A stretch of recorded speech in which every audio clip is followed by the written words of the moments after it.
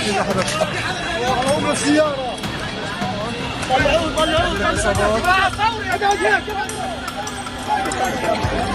بنيت. الله أكبر الله أكبر، راح تكفر بنيت. يا لطف الله، الله أكبر، لك الضرب الثاني، لك يا لطف الله شو ولع.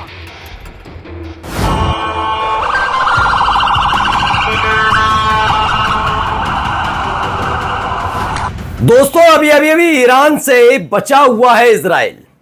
जैसे he cease fire किया, पहला हमला किसने किया था? इजराइल ने ईरान पर।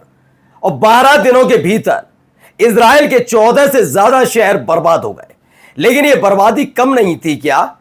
यह बात मैं क्यों कह रहा हूं?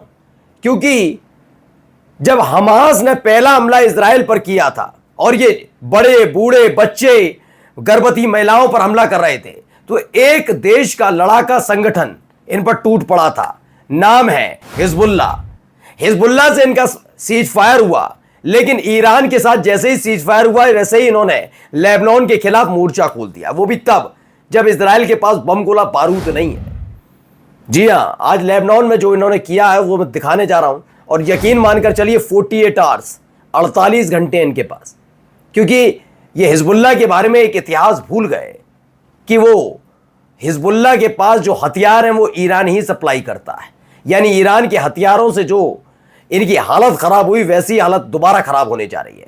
गजा में क्या कर रहे हैं वो भी आपको दिखाऊंगा, और दिखाऊंगा सीरिया में कैसे एक महिला का अपहरण कर लिया जाता है। बहुत सारी खबरें हैं, खबरों के साथ साथ नेतन्याहू को लेकर भी एक जानकारी है। देखिएगा वीडियो। नमस्कार, मैं हूं प्रज्वल गौतम और आप देख रहे हैं the live TV. The live TV, सच सबसे आगे। शुरुआत करने जा रहा हूं पहले एक वीडियो की। इस वीडियो को जरा गौर से देखिए। यह साउथ लेबनान की वीडियो है। बताइए,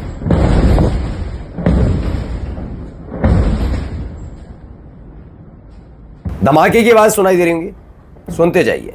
ये सेम वही है जो ईरान के साथ किया था इन्होंने। याद है ईरान के साथ क्या किया था उन्होंने? ये देखिए और वीडियो देखते चलिए। पहले लेबनान के साथ क्या क्या कर रहे हैं, उसके बाद गजा की तस्वीरें दिखाऊंगा, क्योंकि उल्टी गिनती इनकी ऐसे ही शुरू होती है।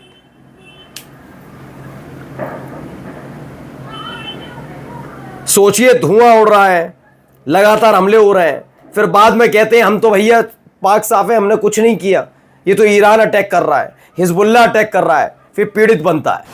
इजराइल ने क्या किया? मात्र 4 दिन बीते ईरान के साथ सीज फायर के, बम गोला बारूद किस पर दाग रहा है? लेबनान पर दाग रहा है।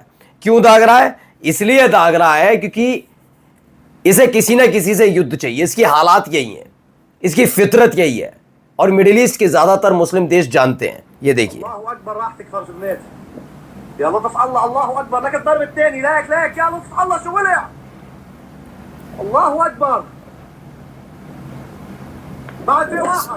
देख रहे धुएं का गुबार उठता हुआ। ये ईरान से भी उठा था, और ऐसा उठा इजराइल से, उसे बर्दाश्त नहीं कर पाए बेंजामिन नेतन्याहू। और देखिए वीडियोस, बहुत सारी वीडियोस निकल कर आई हैं। अभी मैं दिखाऊंगा, गजा के हालात भी दिखाऊंगा।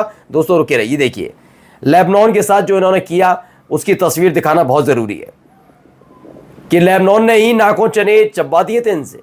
रो रहा था ये इजराइल, सीज फायर घुटने पर आकर लिया था इन्होंने। ये देखिए और वीडियो, कितनी सारी वीडियोस हैं दोस्तों जिसमें इनकी हरकत आपको दिखाई देगी। ये देखिए। अच्छा, इतनी हिम्मत कहां से आई वो भी मैं आपको बताऊंगा, पहले देखिए।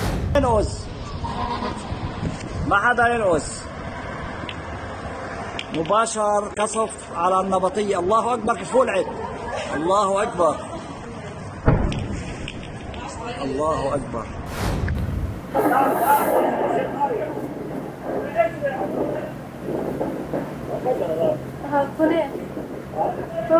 सोचिए, लगातार हमले हो रहे हैं, रिहायशी इलाके साइड भी हमले हो रहे हैं, धुआं उड़ रहा है, वहां पर एयर स्ट्राइक की जा रही है इजराइल की तरफ से, और उसे अपनी सबसे बड़ी ख्याति के तौर पर, क्योंकि आदमी घिर गया है। बेंजामिन नेतन्याहू घिरा हुआ आदमी है। ये इजराइल घिरे हुए हैं, पूरी इजराइल की सरकार घिरी है, क्योंकि इजराइल की जनता ही खोल रही है मोर्चा, इसलिए कहीं ना कहीं तो अपने आप को दिखाना होगा। तो देखते चलिए।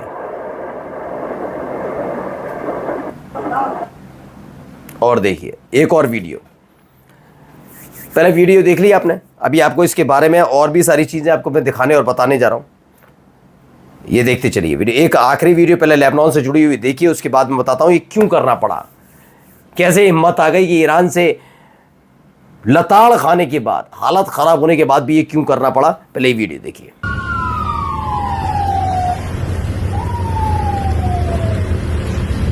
محمد وين عدينا كلها لا لا لا لا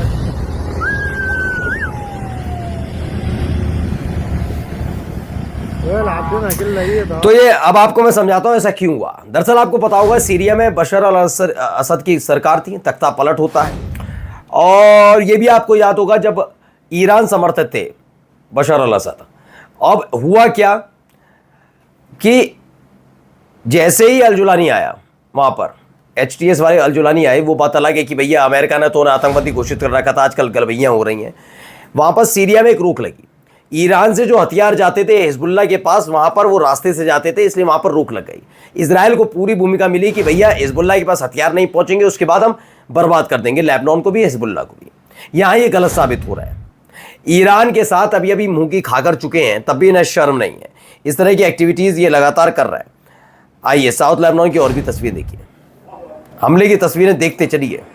देखिए कैसे हमले हो रहे हैं, इस पर खुशी मनानी। अब आइए पहले खबर दिखाता हूँ। इटालियन सुपरमार्केट की चेन है कूप एलिजेना 3.2, उसे रोक दिया गया है। किसने? उसने कहा कि इजराइल का प्रोटेक्ट पूरी तरह से बंद है, जब तक गजा के पर हमला होगा तब तक ये पूरी तरह से बंद रहेगा। एक बड़ा फैसला इटालियन सुपरमार्केट यानी इटली में लिया जा रहा है, पश्चिमी है देश फिर भी। अब आइए गजा पर आ जाइए, गजा के हालात देख लीजिए।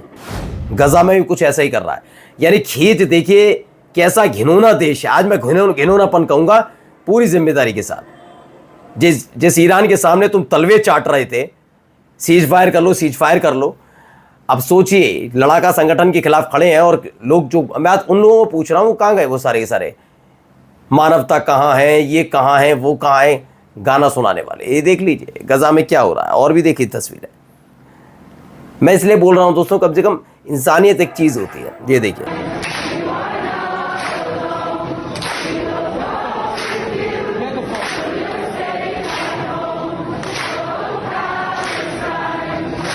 गजा में जो कर रहे हैं ना उसके खिलाफ हो रहा है ये सब।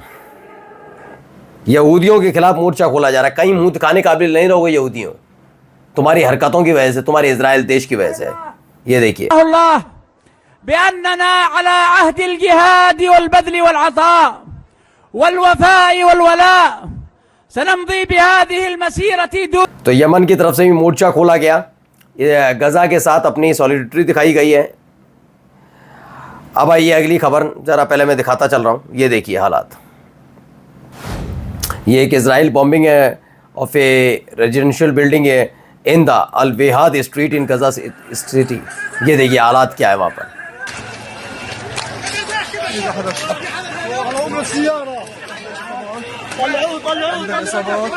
वीडियो देखिए, हर तरफ तबाही का आलम आपको नज़र आ रहा होगा, लोग परेशान नज़र आ रहे होंगे, भागदौड़ जैसे हालात हैं। लेकिन जश्न मनाइए आप। अभी वो लोग जो केवल और केवल इजराइल पर छाती पीटते हैं ना, मैं धिक्कारता हूँ तुम जैसे लोगों पर। चुल्लू भर पानी लो, डूब जाओ उसमें।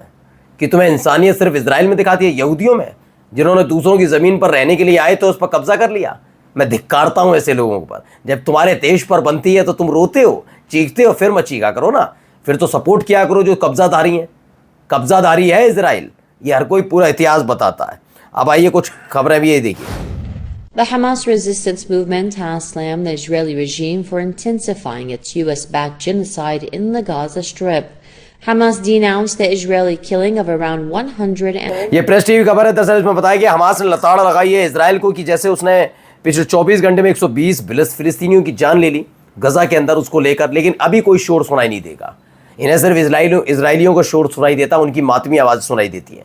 मैं अब भी कहता हूँ इजराइलियों की जान हो या फिर वो फिलिस्तीनियों की जान हो या फिर ईरानियों की जान हो, सबकी जान बहुत ज़रूरी होती है, वो इंसान होते हैं। लेकिन क्या है ना, यहाँ पर धर्म देखा जाता है, और ऐसे बेगैरत लोगों के लिए मैं केवल धिक्कारता हूँ। अब आइए एक और खबर देखिए, लेबनान की तस्वीर। बताया गया एक की मौत हुई है लेबनान में, 11 बुरी तरह से घायल हुए हैं। ये सब कारस्तानी किसकी? ये सारी की सारी कारस्तानी इजराइल की। अब और वीडियो देखिए, साउथ लेबनान की देखते चलिए और कुछ वीडियो भी निकल कर आ गई, जैसे वॉर प्लेन है स्ट्रक साउथ लेबनान, ये नया तस्वीर नई वीडियो निकल कर सामने आई, ما حدا ينقص. उसमें बताया गया क्या दिखा रहा है, चलिए देखिए। مباشر قصف على النبطية. الله أكبر كيف ولعت. الله أكبر. الله أكبر. الله أكبر. الله أكبر. देखिए एक और तस्वीर, लेबनान में जो किया है ना इन्हें भरपाई मिलने वाली है, 24 घंटे इन पर भारी पड़ने वाले हैं, मैं पहले ही क्लियर करके कह रहा हूँ। चलिए पहले नेतन्याहू को लेकर खबर आई, देखिए Israel court denies Netanyahu request to delay his corruption trials hearing. उन्होंने कहा कि नेतन्याहू जो है उनको लेकर थी भैया, अमेरिका कह रहा था कि अभी तो ईरान से बचा है, 2020 में जो इनके रिश्वतखोरी के मामले हैं, इनके भ्रष्टाचार के मामले, उनसे भी बचाया जाएगा। इजरायली कोर्ट ने मना कर दिया कि किसी तरह का कोई डिले नहीं होगा, नेतन्याहू का चैनल अटक गया। अब आप सोचिए, आइए एक और खबर आपको दिखाता हूँ, ये खबर महत्वपूर्ण है। एक व्यक्ति पकड़ा गया, एडम क्रिस्टोफर है नाम इसका, ये जो पकड़ा गया है इस बात को लेकर 51 साल का है, एडम क्रिस्टोफर शेफ है। ये एक ईसाई को पादरी को सूली पर चढ़ाने के बाद गिरफ्तार किया गया, जिसके गर्दन पर हिब्रू टैटू है। अब देख लीजिए, ये ईसाइयों को सूली पर चढ़ाता है, ये इजरायली है, ये यहूदी है, और फिर भी आप यहूदियों के गले लगी है, अच्छी बात है, लेकिन इंसानियत को शर्मिंदा मत कीजिए। जो इस लेबनान और गजा में हुआ है, यकीन मानकर चलिए 24 घंटे इजराइल पर फिर भारी है। नमस्कार। द लाइव टीवी, सच सबसे आगे।